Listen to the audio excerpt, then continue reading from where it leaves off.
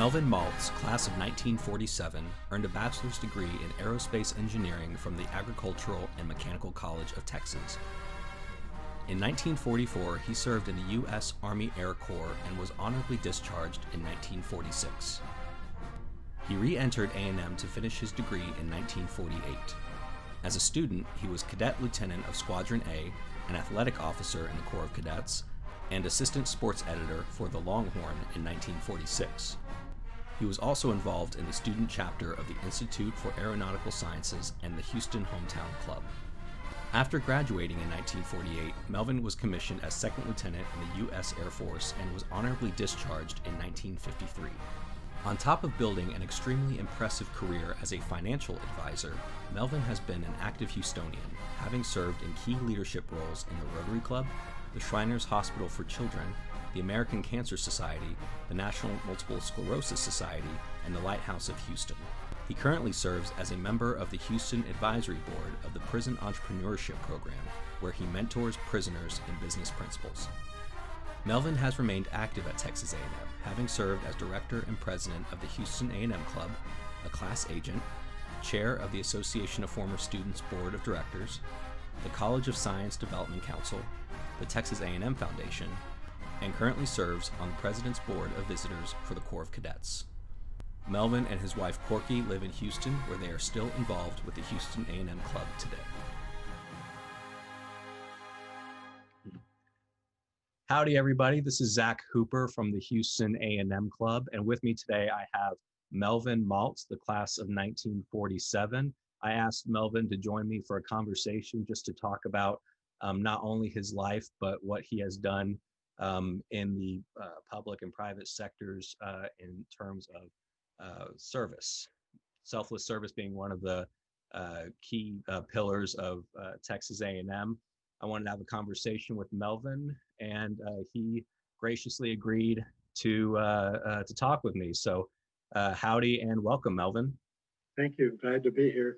Good to visit with you. Good to visit with you too, sir. I do appreciate it. And happy belated Veterans Day to you as well. Thank you. Really appreciate your service. And, Melvin, going through your accomplishments and all the different organizations you've served, not just served, but had key leadership roles in, where does one find the time? Well, fortunately, the business I was in, I was able to be given the time to do it. Mm-hmm. In one sense. The other sense is my first job was working under my father, who was very ill at the time. And he basically said, "Freshman, you're going to do it. And you're going to get active in the Houston A&M Club," because a very close friend had said he wanted somebody the son of someone he knew well, to be active along with him in the Houston A&M Club. So I was just assigned that job. Well, tell us. I'm glad it worked out that way. And tell us about yourself, Melvin. Where did you grow up, and what landed you initially at Texas A&M? I grew up in Houston, and was 14 when the war started, and my dad had been in World War II and active at Ellington Field, so he got involved in the rebuilding of Ellington Field. As a result, he also got involved in the Civil Air Patrol, and then I was still in high school and joined the Junior Civil Air Patrol, and never really had any interest in going anywhere but A&M. I wasn't, at 16 years old when we graduated, I really had an interest in the girls, but not enough to go to a different school. So I declined invitation to go to the University of Oklahoma from my cousin, to LSU from another cousin, and the University of Texas. I didn't want to go there. Don't ask me why, but I just didn't. And when you were a student, you actually this is according to your trivia page on the Aggie Network website. You left A&M to go serve in the war in World War II, and then you came back to finish Right. your degree. Is that right? Correct. Can you tell us a little bit about your time in the service in that time and what you did specifically? Actually, this was, if I get the time frame right, I think it was late 1945. I was somewhere in the fifth or sixth semester at A&M. We were on the trimester program, which gave us full 3 months, or actually 4 months, for classwork. So I actually had either 5 or 6 semesters of credit at the time. I got to be 17 and decided it was time to enlist. So in August of 1944, I did, and enlisted to be a pilot cadet. And a few weeks after that, I don't remember the exact time frame, I get an invitation letter from the president saying I could be discharged or continue to serve and be active rather as an enlisted person, and had various choices of what kind of work I wanted to do. Well, the war being still on, I decided there wasn't any sense in taking a discharge and being subject to the draft. So I stayed as an enlisted person and ended up at Keesler Field in aviation mechanic training. And that was finished that in late 46, and then was sent to Germany in the Army of Occupation. But I never saw an airfield. And they were able to bring you back into school and finish out, and then you went into the Air Force. Yes, I was assigned to be a clerk typist, and I was probably among the worst clerk works typists anyway that anybody ever had. Part of it was because my typewriter was broken, but I used my engineering training to fix it with a paper clip, and everything worked fine thereafter. And I actually did learn to type because I had to.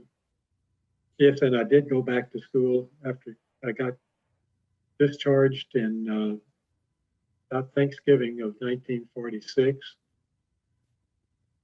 And between then and January of 47, I worked in a department store over Christmas and went back to school in January of 47 and took the Air Force ROTC program. And finally finished that. It took me 3 semesters to graduate. But no, I had 6. There were a few things I had to repeat on. Yeah. I think a few of us can relate to that. I think a few of us can relate to that for sure. Obviously, things have changed pretty dramatically on campus since your time as a student there. They've changed dramatically since I was a student there, and I was just the class of 2011. What are some of the more positive changes that you've noticed, both on campus and the student body? And is there anything that you've seen that you feel could be better, improved? Wow, that's a tough assignment. I thought everything was great. When I was on campus, I didn't realize what we didn't have. And I think the education opportunities that General Ruther structured were most important to our ability to improve the education that you get it or got at A&M. And when he passed away and Jack Williams was assigned, I got to know him well as president. He was president of the university, and I became president of the association.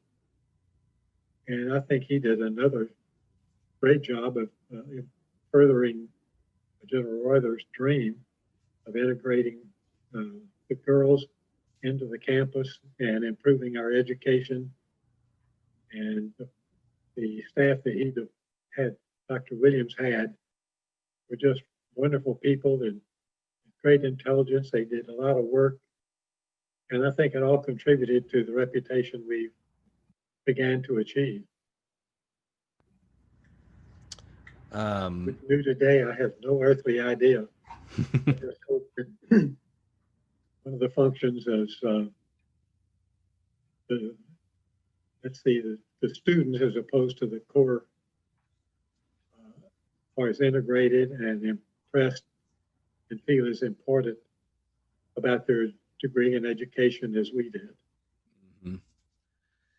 You know, when I first stepped onto the Aggie campus, to the, in College Station, and I came from an Aggie family, so call it bias or even conditioning, but I felt something pretty special right away, something that I haven't really seen or felt when visiting other campuses. And what I quickly learned was it is the Aggies, I'll say most Aggies, um, commitment to selfless service. What is it that you think it is about being an Aggie? What is it in our history or our culture? What is it that gives us such a servant's heart? Well, I guess in my case, it was because of the first assignment I had after graduation, which was to join and get active in the Houston A&M club. And having been in service, I felt that was important. And through the years, I tried to stay involved or up to date on what was going on in the Corps, because I just revere my years as a cadet and what I learned there, or feel like I learned. I didn't realize, I don't think, what I did learn as a student and a cadet, but I hope I did learn something that made it effective. I really have no other idea. Just once you get started in one thing, it seems to just move you along. And I was given the time, fortunately, in the work I was doing, to take the time to be active in activities.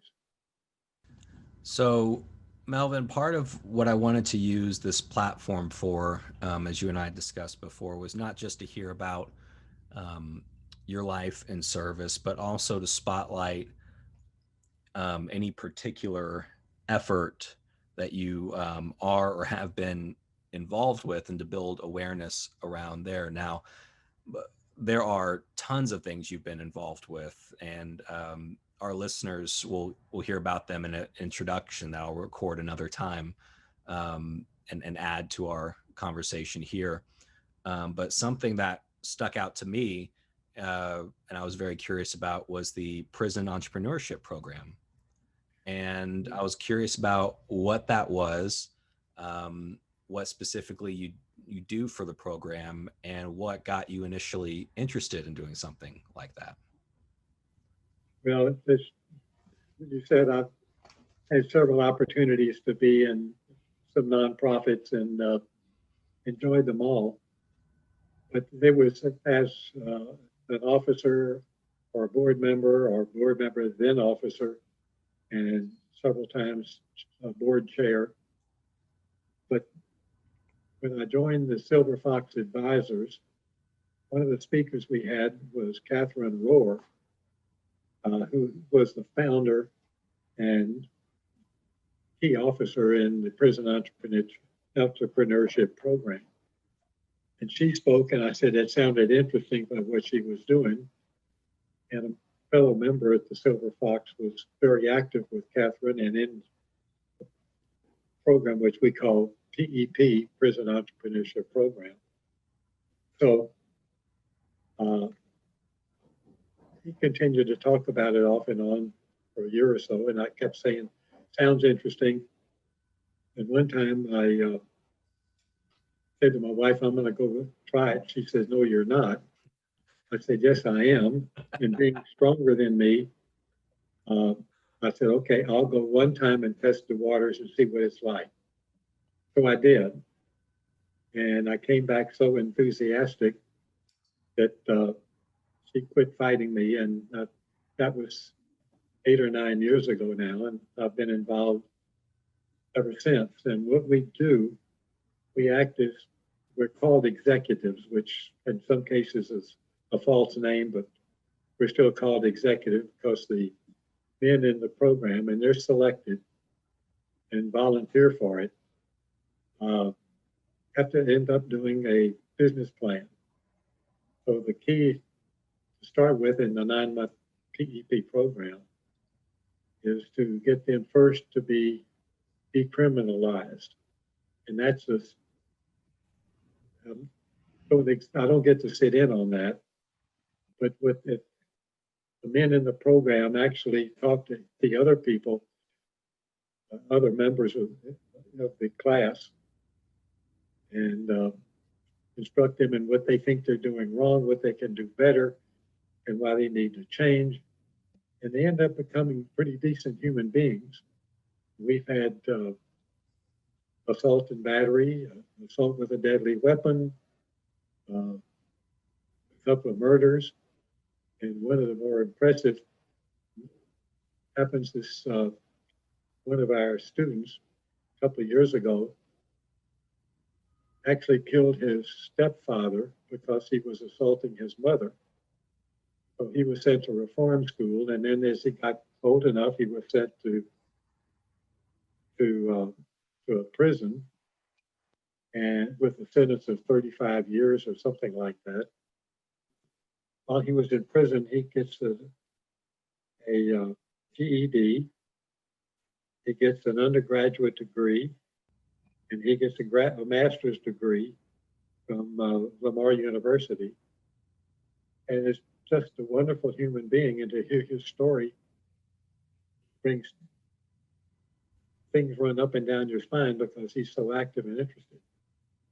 So, but the training is actually in developing a business plan by the participant, as they're called. And we act as executives and eyes and ears for them because they have no access to the internet. So we go there once a month and visit with them. And in the interim, we get their resumes or hope their business work resume. We get their story of their life. We get requests to help them do research on what something costs to develop their business plan, further it along, what equipment they need, what the equipment cost, what rent cost, what trucks and trailers cost, any information they can't get from the internet that, well, they can't get themselves through family contacts, we get for them. But we have to send it through the PEP office because we can't go directly through the internet to the participant. But we do that once a month during their remaining 6-month program. In developing that plan, we do get to visit with them while we're there. And it's quite an experience to go behind bars and be invited to go and then also be able to leave. But I've been doing it now for 8 or 9 years, and probably each program has 6 visits, including a graduation. The graduation is cap and gown with pomp and ceremonies played while they walk in a cap and gown. The PEP organization pays for their family to come down and their wife, children, or significant others. So it's a good fundraising program too, which comes from no government interference or no government money. It all comes from grants and donations. And it's not inexpensive. Our budget is, for this current year, is probably $2.75 million. So it's not a small program, the staff work. But the staff does a lot of the work today because no one is permitted inside the prison since this COVID started. Everything is done through the internet. And right now it's all virtual. And we have videos that are audio tapes that we send in like YouTube. And they get training that way because nobody can get in. Then the graduates of the program who are not yet released act as mentors to the current participants. Now, in order to get into the program, you have to go through an interview program. And if you're selected, you're transferred into the units that we go to. But you have to be within 3 years of release of your sentence. So sometimes the graduates are there for 1 to 2 years. We've actually had several graduates who denied release in order to stay in the program and finish the PEP program and get their certification and letter. And one of the advantages of their graduation diploma from PEP is that if they successfully do the program, they also get a certificate of completion from the Baylor University College of Business and College of Business, which I suggest every time I meet with one of these graduates or potential graduates that they use those two certificates to show a prospective employer that they haven't wasted their time while they've been in prison, that they are changed human beings and are worthy of a chance to go to work. You know, and that's awesome. That's truly amazing work. And my first thought is, you know, you talked about the example of the guy who killed his stepfather because he was assaulting his mother. You know, without that kind of context, a lot of people, it might draw an emotional response in terms of thinking, well, these are bad people. They're in there for a reason. You know, what would you say to those people who maybe don't think these people deserve a second chance? Well, I'm sure that I and many others have been given second chance at something. If you failed a course in school, you were given a second chance to take it over. So thank goodness for me. Is there, and if you've done it once, why not do it again and give them an opportunity to prove that they are and can change, or they are changed and can continue to be changed. Because at their graduation ceremony, if you hear their significant others, their parents, their spouses, their girlfriends, their children, and many of them have children, maybe most of them, I don't know, but have children of their own, the hollers and screams, the fact that they completed something successfully, sounds like you were at a graduation ceremony in Reed Arena. And I've been there too. in Reed Arena. Yep. So if you hear the hollers and screams for you when you graduated, they get the same ceremony, they get the same reception. And to see the reaction at the end of their, I hate to tell you this because you may want to go, and I can get you in as an executive someday when this COVID thing changes, because many people are needed for their work. Even today, you could do it by computer. But if you see the participant walk and the reception they get and the hugs and kisses and the gifts they've made in their spare time for their children, it's heartwarming is all I can tell you. And especially the first time you see it, you know, and you never get over seeing them reception that they get. It's worth it. That's awesome.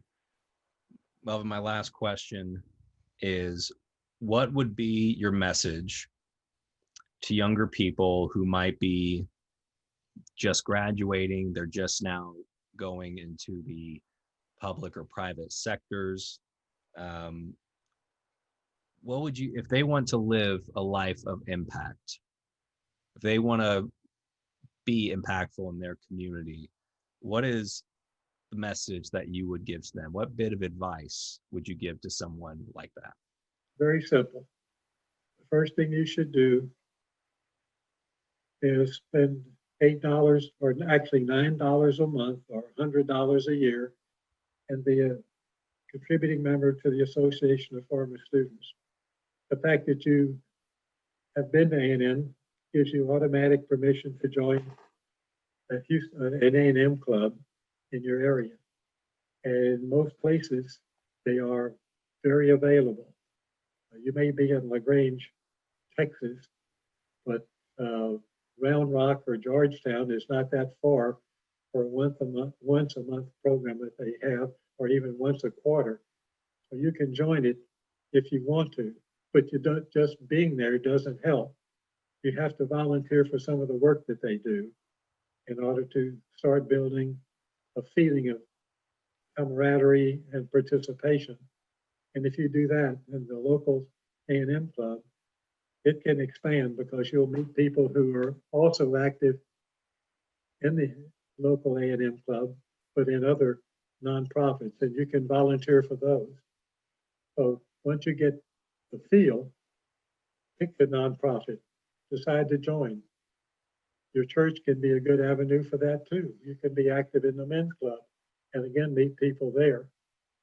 Churches and synagogues and single areas are actually important areas to participate in. Pick a nonprofit charity, American Cancer, Multiple Sclerosis Society. There are many of them. There are probably 800, I don't know, I understand there are 800 clubs on campus today. So if you can get involved in one of those, that's another place to really get your feet wet in volunteering. But don't just volunteer, do it. Awesome, Melvin. I really appreciate you coming on with me today. Thank you for your service to the country, and thank you for your service to your community and our great university. We appreciate you, sir.